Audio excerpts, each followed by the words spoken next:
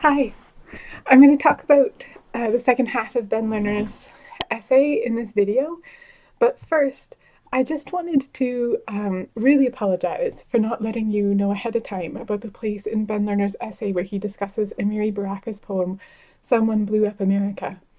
This poem was written a year after 9/11, and it was extremely controversial for containing anti Semitic perspectives, at least in places of the poem. It was controversial, so there were lots of people talking about whether or not this was the case, etc.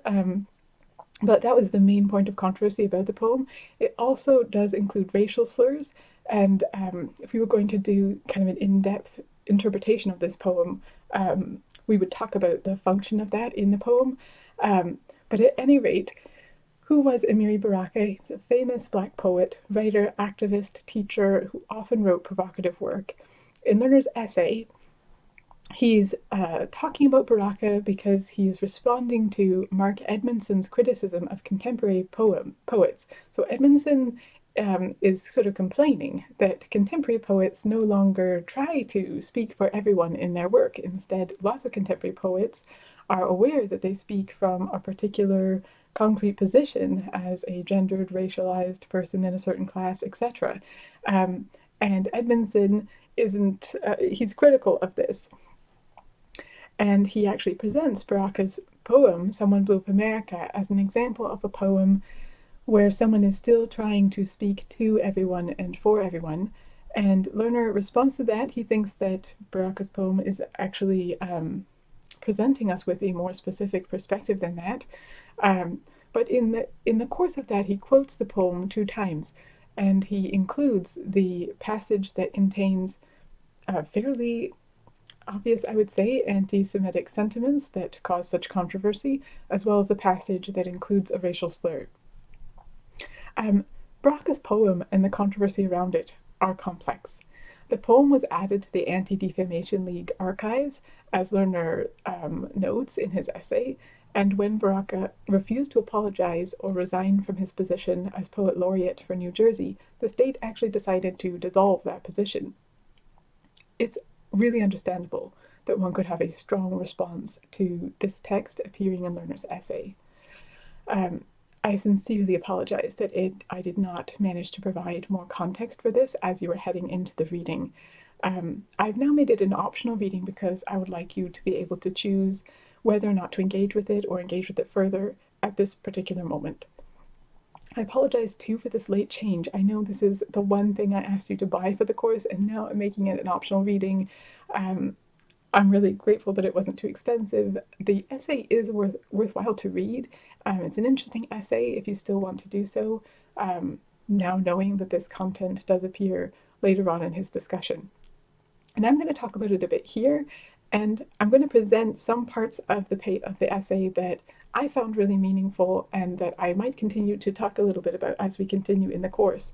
So if you do not want to read Lerner's essay, just reading the transcript of what I'm saying here, which I'll post on the course page, or listening to this video will give you the main thing that I'm likely to keep talking about. So I included Lerner's essay because I really wanted to talk about his discussion of Walt Whitman and Claudia Rankine's poetry. His discussion of Rankine in particular has stayed with me ever since I first read this essay. It is, I think, a powerful example of poetry that brings about an awareness of one's position within racialized power structures. I have never forgotten it. In preparing for the course, I made sure that our reading covered Rankine and Whitman as a point of comparison, and then I kind of breezed over the rest, and I completely missed the controversial content of the passages quoted from Baraka's poem. Again, if I had realized that this content was there, I would have let you know what was coming from the start. I really regret that I didn't manage to provide more context as you were heading into it. I wanted to mention that in general, if you ever need support in relation to racial harassment or discrimination, there are resources that could be helpful at the Anti-Racism and Cultural Diversity Office at U of T, and I'm going to include a link to them in the transcript of the talk for this video. We can talk more about Lerner and his discussion of Baraka, as well as Whitman and Rankine, in our online discussion group this Friday, if you'd like. There is so much to think about here in terms of controversial political content in the work of well-known artists such as Baraka, who is also well known for writing blues people in the 60s a book on jazz and African American music that is beloved by many. I don't have all the answers to the questions that we might ask, but I would like to hear your thoughts, if you're willing to share them, and think more about it together.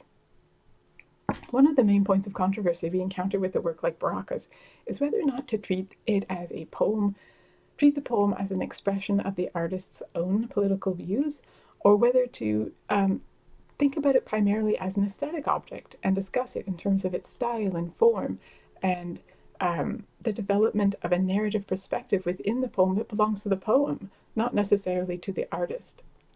And in this poem, that narrative perspective is one that is responding to the call in America after 9/11 to kind of come together as a country for the purpose of the war on terror. And the poem is critical of that call, shall we say. So that would be to consider the aesthetic features of the poem, its merits, its defects, etc., as an aesthetic object, at some remove at least from its political ramifications.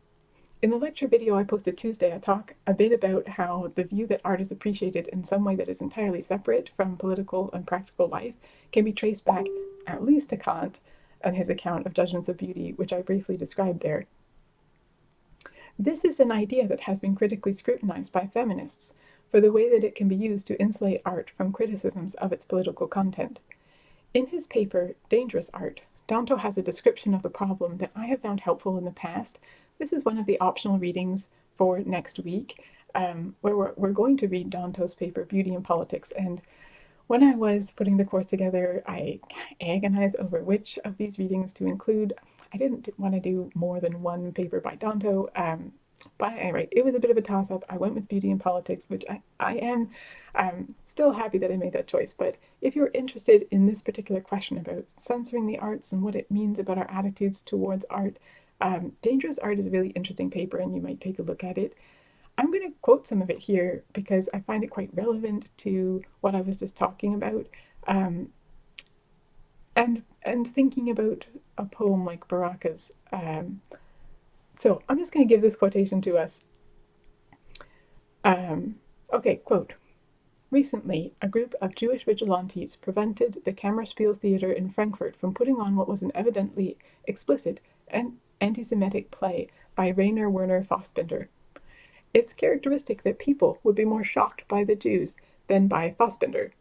A high school teacher in the audience was reported by the New York Times as having said that she would be unable to explain all this to her students, since I've always told them that art was one thing that could never be touched or prevented. What I'm seeking to explain is how the high school teacher ever could have acquired that view. The case justifies a moment of serious reflection. Kant made a remarkable observation in connection with the concept of beautiful art, namely that it was able to treat as beautiful things that in reality are ugly or displeasing. It was as though its being art meant that it could not be ugly, unless it failed on grounds that have nothing to do with subject matter. Quote from Kant, "The furies, diseases, the devastations of war, even when regarded as calamitous, may be described as very beautiful if they are represented in a picture." End quote from Kant. Kant meant, I think, that something can be a beautiful representation of an ugly thing, the aesthetic of the subject not penetrating the representation itself. But Kant, with his marvelous genius for distinctions, made an exception. Another quote from Kant. "There is only one kind of ugliness which cannot be represented in accordance with nature without destroying all satisfaction and consequently artificial beauty, viz., that which excites disgust." End quote from Kant. Fassbinder appears to have been flat-out anti-Semitic in this play, and it is useful to consider this in light of Kant's position on disgust. There was a time when, under law, the quotation of obscenity was itself obscene, so that for a certain class of utterances, the distinction between what logicians term use and mention is dissolved. That you cannot mention certain words without being perceived as using them is in some measure testified to by the fact that the Mies Report on Pornography was one of the hottest publications on the market. In an age such as ours, of what is termed image appropriation, where painters, as it were, quote images without being thought any less original as artists for doing so, the appropriation of pornographic images is perceived as pornographic in its own right. I'm going to break into Danto's text here and say I find these comments really interesting. I mean, Dante was not writing this at a time when memes were a thing, say, but I don't know. I think we're having similar conversations now about images that are used in memes and things like that. Okay, back to Danto. Feminists, in my view rightly, object to the paintings of David Saul for their constant depiction of women in sexually humiliating positions, and perhaps there is an even greater moral stigma that attaches to the appropriation rather than the immediate use of pornography in the manner of David Sale. Oh, someone's sending me messages. I'm sorry, guys. Okay. Just because in the latter instance it is being used to arouse males, while in the former case it is being used to outrage and provoke females. So that feminists rightly again sense a degree of overt hostility in the paintings that is a matter of abstract speculation in the originals. The pornographer may be engaged in an entirely different kind of act. The Jewish protesters in Frankfurt were insisting that the theatrical mimesis of anti-Semitism is in itself already anti-Semitic. That with this discourse, imitation and reality are one. So after 2 centuries of aestheticism, I think he means by this aesthetic autonomy or something like that, there are still expressions, racist, sexist, and doubtless others, that act as solvents against the prophylactic shield of art. The teacher was insisting that the concept of art is strong enough to withstand even the idiom of bigotry. The Jews were insisting, with Plato, that something can be art and dangerous, that certain words are hateful, even in the mouths of those who do not necessarily mean them, or only pretend that they are being said. I'm skipping ahead a little bit in Danto's paper and I'm throwing the phone over further away. Art is dangerous because its methods are open to the representation of dangerous things, but in such a way that it becomes as dangerous as they are. The representation of anti-Semitism is as dangerous as anti-Semitism itself, and possibly more so, because the artist uses his freedom to address the objects of his hatred at their most civilized, namely as members of a theatrical audience. Just as the appropriator of pornographic images in art attacks women at their most civilized, as members of an art world, where the conventions of its being art are supposed to prevent them from striking back while they are being assaulted. End quote. That last bit at the end in particular is the one that I remember from Danto's paper the most. Yeah. And this also made me remember that I don't quite know how to pronounce is it mimesis or mimesis? Tell me if you know. I didn't look that up. Okay. I find this passage from Danto helpful for mapping out some of the terrain here, particularly explaining the idea that when artworks represent certain things, racism, sexism, anti-Semitism, those representations themselves could be carrying out the violence and hurt that they also represent. And so an appropriate response to the work may be actions to address those real-world consequences, not just talking about the work as an aesthetic object. This is not the only position feminists have taken on the issue of artistic censorship, however, and censorship is on the horizon here when we're talking about works that are actually carrying out the sort of violence and hurt that they represent. We want to think, well, should the play be put on? And maybe not. This is not the only position feminists have taken on the issue of artistic censorship, and I think that's important to note right as I'm giving us this nice articulation of that view by Danto. Others have argued, as Devereaux does in one of the optional readings for next week, for instance, that it can actually be important for feminists, whose work is also often the subject of censorship, to continue to protect the freedom of artists to tackle whatever subject matter they choose.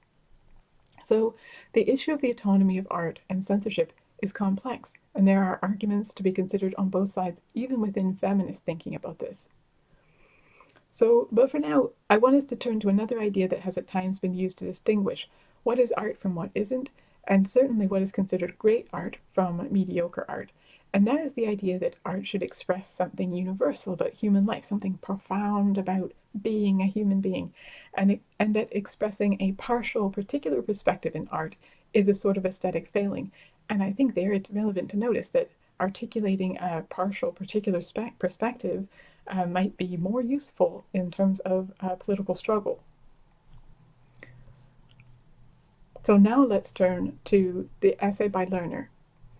In this essay, Lerner argues that many of us dislike poetry because we think that poetry should be communicating something profound, communicating thoughts and feelings and truths that are universal in terms of speaking to all humanity, and yet at the same time that are highly individual, that come through a highly individual expression of the artist's own view. The idea that we all dislike poetry is itself, well, it's kind of a fun way that Lerner starts off his essay, by talking about the reaction he gets from people when he tells them that he's a poet. And I don't know if you've come across this. I have a twin sister who really does share this view, this kind of dislike of poetry for its kind of pretentious quality that's going to say something really profound in such a short span. Usually, there are really long poems, of course, but anyways, and this is a disagreement between us. I really like poetry, so I don't know where you fall on the spectrum of liking or disliking poetry, kind of in general. At any rate, the idea that Lerner gives of our sense that poetry should be speaking for everyone or saying something profound about human life that's universal to everyone.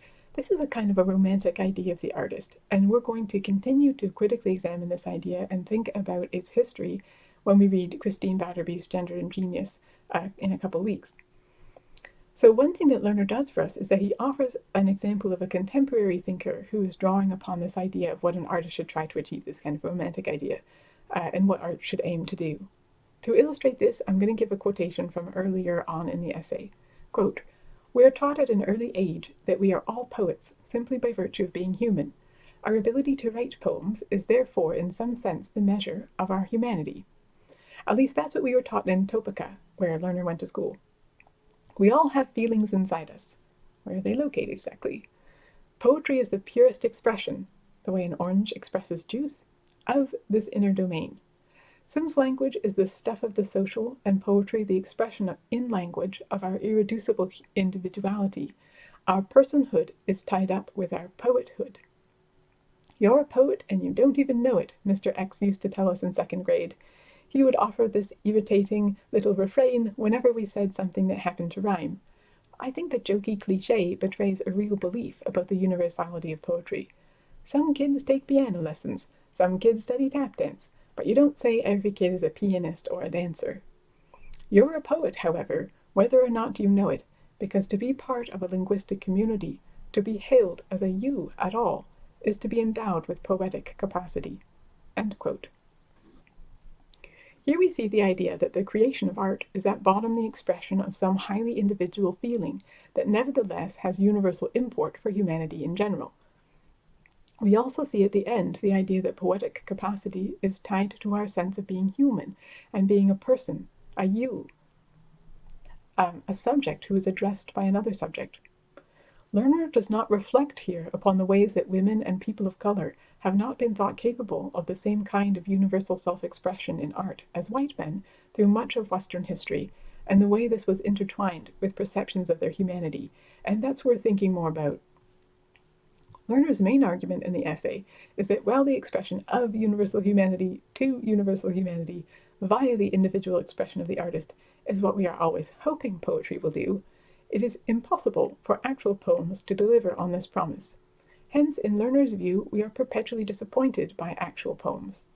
Every poem that is actually written down or spoken aloud will be the expression of a concrete individual, unable to speak for everyone or to everyone. According to Lerner, the idea of universal expression kind of haunts poetry and makes us dissatisfied with whatever we actually get. Lerner talks about the virtual to describe this hope to express something timeless and universal. He calls it the virtuality of the poem. Really bad poems can make us acutely aware of what we hope poems will be, and in the essay, Lerner has a great section where he discusses McGonagall's poem, what's it called now? The Tay Bridge disaster or something like that, and it's like apparently a poem that's widely considered like the worst poem ever written, and then he breaks down what exactly is so awful about it, and it's a great example of just tearing apart a super bad poem. At any rate, our disappointment in bad poetry sketches the shape in absence of what we think a good poem would be. So in tearing apart that particular bad poem, to do that, we have to have in mind how this could go right or go well. But in Lerner's view, even the very best examples of actual poetry fail to meet this ideal. Through the second half of the essay, Lerner takes this idea and offers it as a response to those such as George Packer or Mark Edmondson, who complain that present-day poets no longer try to speak for everyone and offer their work from the particular perspective of their individual selves, or perhaps from their identity as a person of a certain race, gender, class, and sexual orientation. Lerner's response to these criticisms of contemporary poets is to point out that no poem is capable of speaking for everyone, or ever has been. Even the poetry of someone like Walt Whitman, who was explicitly trying to remove his particular self from his poems and speak for everyone in America, kind of offer a vision of, of, um, of the American people that would give them a sense of identity. For example, Lerner points out that Whitman is always describing himself as loafing in his poems, because to give him, Lerner speculates this is because to give himself a particular occupation, like a carpenter or a hat maker, would mean that he could only speak for carpenters or hat makers. Lerner doesn't quite put the point this way, but we can see how Whitman can't really escape the problem of speaking from some kind of concrete perspective. For instance, couldn't we say that if he presents himself as being a loafer, then he can only speak for loafers in, you know, and somebody who doesn't have a particular job. That's a particular position from which one could be speaking. So according to Lerner, criticizing contemporary poets for speaking from a particular identity, this criticism should not really be able to get off the ground, because it accuses them of failing to do something that no poet has ever been able to do. Still, Lerner seems attached to the dream of speaking universal humanity through poetry.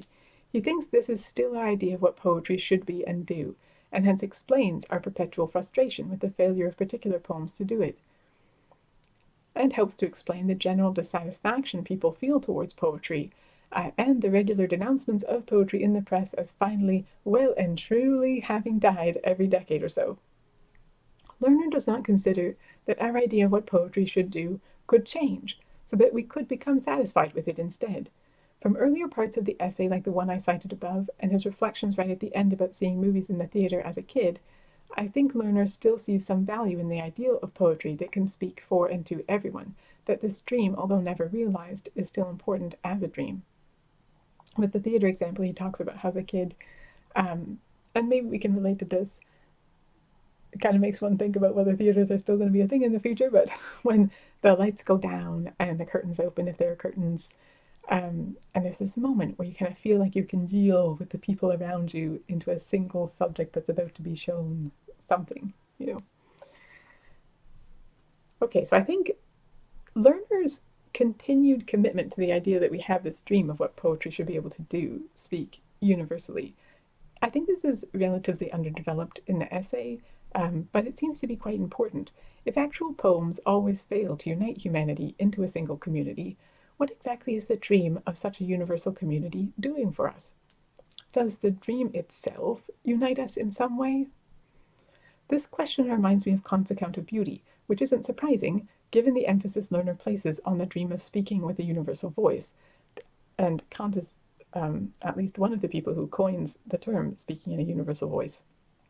For Kant, no matter how much actual disagreement we encounter with others about beauty, we go on looking for them to agree with us, because beauty is a pleasure we take in a free and playful mental activity that should work the same in all of us. Remember, this is a playful mental activity that underwrites our ability to cognize a shared world of objects with others, according to Kant. So although we rarely find widespread agreement about what is beautiful, setting aside roses and the starry night sky, isn't there a kind of underlying community present in simply continuing to look to one another as fellow subjects whose agreement or disagreement is relevant to our own? So this kind of a condition that would allow actual agreement to happen, actual community to happen.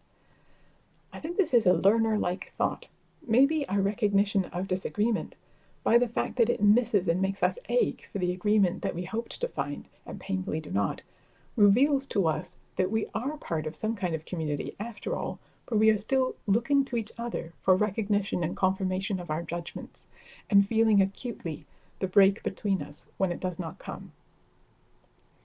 This is a moment of community when we do not perhaps form a we yet a sort of plural first person.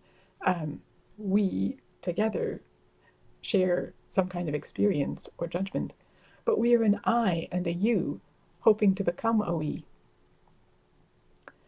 Do we want to overcome our differences? I'm blending together here differences in speaking position and identity and differences in aesthetic opinion, but still I think the question can apply to both. Do we want to overcome our differences and become a we that are in agreement and have become in some sense the same? As I mentioned in a previous video, there can be something compelling about this idea that we want to become a we, a community of kind of interchangeable subjects, but there could also be something deeply troubling about it. We don't want to think that the goal is erasing our differences. We want to imagine a new way of community that acknowledges and respects those differences. As I mentioned in a previous, Woo, I already did that. Okay, to wrap up these thoughts, let's talk about Lerner's discussion. Let's talk about Lerner's discussion of Claudia Rankine's poetry.